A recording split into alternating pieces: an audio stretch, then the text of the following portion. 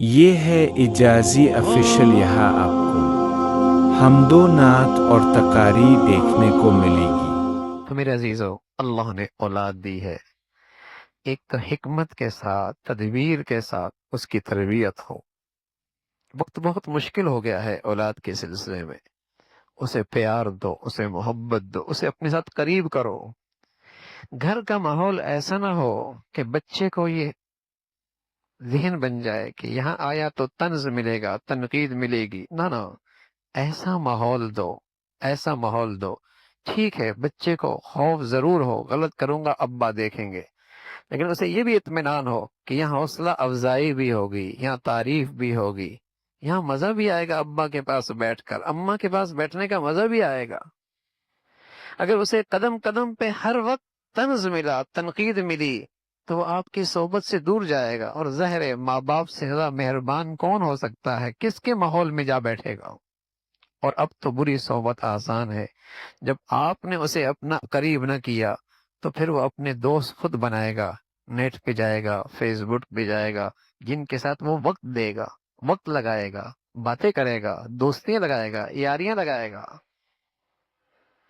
پھر وہ ان کے حوالے ہو جائے گا، پھر وہ ان کی زندگی سیکھے گا، پھر وہ ان کی عادات لے لے گا، پھر ان کا طرز عمل اس کی زندگی کا حصہ بن جائے گا، کیونکہ اسے دوست چاہیے، اسے ماں باپ کا چاہیے، شفقت چاہیے، پیار کے بول چاہیے، اس نے اپنا وقت گزارنا ہے۔ اب تو کسی کے پاس وقت نہیں ہے، یہاں بیٹھے تو طنز ہے، تنقید ہے۔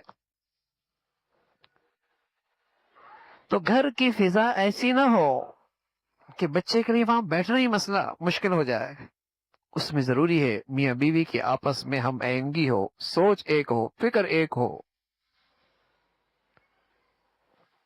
ان کی سوچ ایک ہو، فکر ایک ہو۔ اس بچے پہ بڑا ظلم ہوتا ہے جہاں گھر کے ان دو آدمیوں کے درمیان سوچ کا انتشار ہوتا ہے، بچہ دو کشتیوں کا شکار ہو جاتا ہے، اور وہ بھی بڑا ظلم ہوتا ہے۔ ادارے کا ماحول اور گھر کا ماحول، اور بچہ پھر پریشان ہوتا ہے، گھر کچھ اور دیکھتا ہوں، ادارے میں کچھ اور دیکھتا ہوں، تعلیمی ادارے کی فضا کچھ اور ہے، گھر کی فضا کچھ اور ہے۔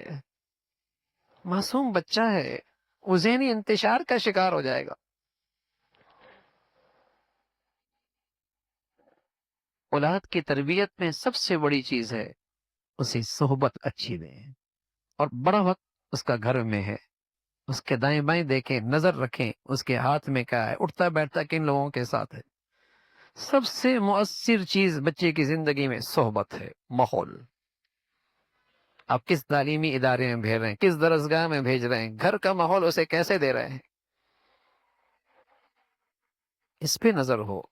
اولاد بہت قیمتی اثاثہ ہے، سونے چاندی سے زیادہ قیمتی ہے، جاگیر زمین سے زیادہ قیمتی ہے، مال و دولت سے، ذخیرے جواہرات سے زیادہ قیمتی اولاد ہے۔ اسے سنبھالنا ہے، اسے قیمتی بنانا ہے، اسے اپنا سرمایہ بنانا ہے کل کے لیے۔